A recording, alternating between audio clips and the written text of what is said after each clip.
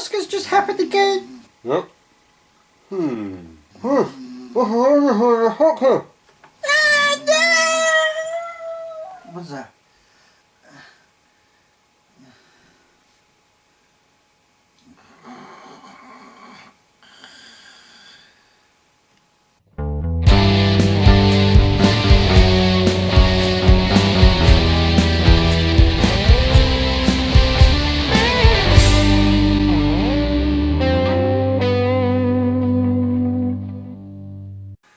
Hello and welcome to SmegChris Review. Don't worry, I won't bore you guys with the Oscars. People won, films won, they all patted each other on the back with the intention of sticking knives in. Why don't you like the Oscars? It's boring. They give awards to films that hardly anyone ever watches, and it's probably the 5th award ceremony this month. Basically it's just an excuse for them all to get drunk. Anyway, let's move on to the news. It would seem that Matt Damon is keen to play Jason Bourne once again. The news is so mind-blowing that Universal Studios are prepared to put the sequel to the Bourne legacy onto the back burner for it. The only reason it's not already greenlit is that Matt Damon is waiting to find out if his old mucker Paul Greengrass will return to direct it. Greengrass directed Damon in Supremacy and Ultimatum as well as Green Zone. If he does return to direct it, we'll actually see Jason Bourne in a Jason Bourne movie. Fingers crossed. I can't do that. Can I? Talking of returns, I'm not a fan of the X-Files as I never really got into it. However, there are talks of bringing the television show back. It's not a sequel, it's not a prequel, it's not a reboot. They're talking about bringing back the original cast. Like I said, I'm not a fan, but this is interesting.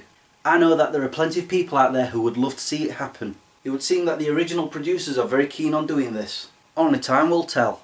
And lastly, unless you've been hiding under a rock, you'll know that Sony are finally doing something that the fans have been begging for. Bringing Spider-Man into the Marvel movie universe. There is a God! Of course they've said that the current run of Spider-Man films will now stop. There is a God! And a new actor will play the Supercrawler. There is a God!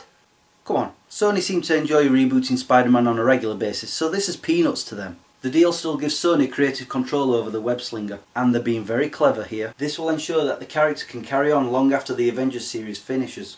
They'll probably call the next series The Ultimate Spider-Man. Very clever Sony, very clever. Unfortunately that's all the news I've got for you right now, seeing as the Oscars have dominated it, hence me falling asleep earlier. That is me watching Andromeda. Shut it, Fred. It may not be the best show, but it does entertain. Let's check out a new trailer. This one is The Man from U.N.C.L.E. You can check it out by clicking right here. Despite it getting a lot of positive feedback, I'm sorry to say, but I don't like the look of it. It reminds me too much of Green Hornet, which was awful. The film, not the show. I don't remember much of The Man from U.N.C.L.E., but I'm pretty sure it didn't look like this. If anything, it looks like another James Bond knockoff. Or the Bourne legacy. But who knows, it might actually be good. We will find out. Onto television, and we've just seen the end of the second series of Broadchurch, or as I've been calling it, Broadchurch. Seriously. The first series was edge of your seat stuff that had you guessing right up to the end. This series though, it feels like they've been flogging a dead horse. One character, Sharon, the defence attorney, has been really getting on my nerves. She has been badgering witnesses, making up accusations without proof. It just doesn't feel real. Then there's the second story with Claire, which has got to the point of just being annoying. And then when we did find out the truth, it was nothing spectacular. In fact, it was dull. And as for the outcome of the trial, what the fudge? Seriously? This second series has been quite a letdown. And then they announced a third series.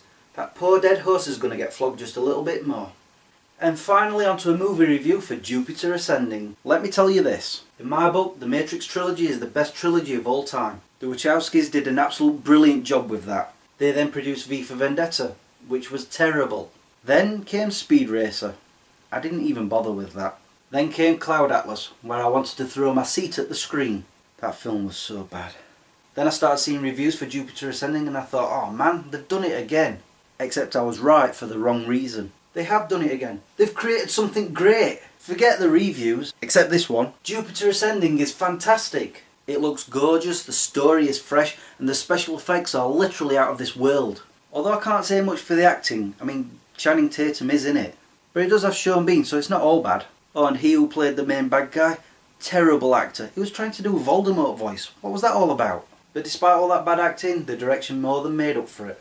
Amongst all the superhero films, which you know I love, and all the sequels and prequels, this is a breath of fresh air. A must see. In fact, I give this film a... would have been a 9 if not for all the bad acting. Oh, I'm so tired. Are you going to tell us anything about the Oscars? Thanks, Fred.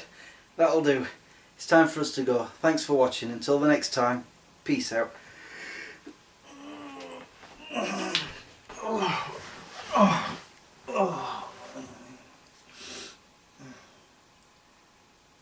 the best squeaky wheel on a tractor goes to...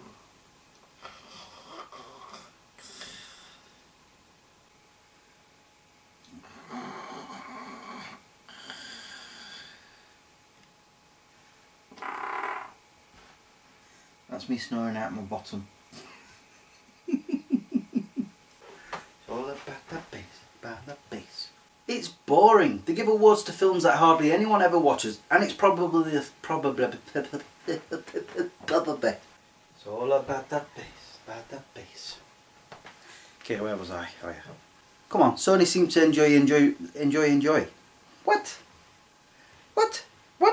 The news is so mind-blowing that Universal Studios are prepared to put the sequel to The Bourne Legacy onto the back burner for it.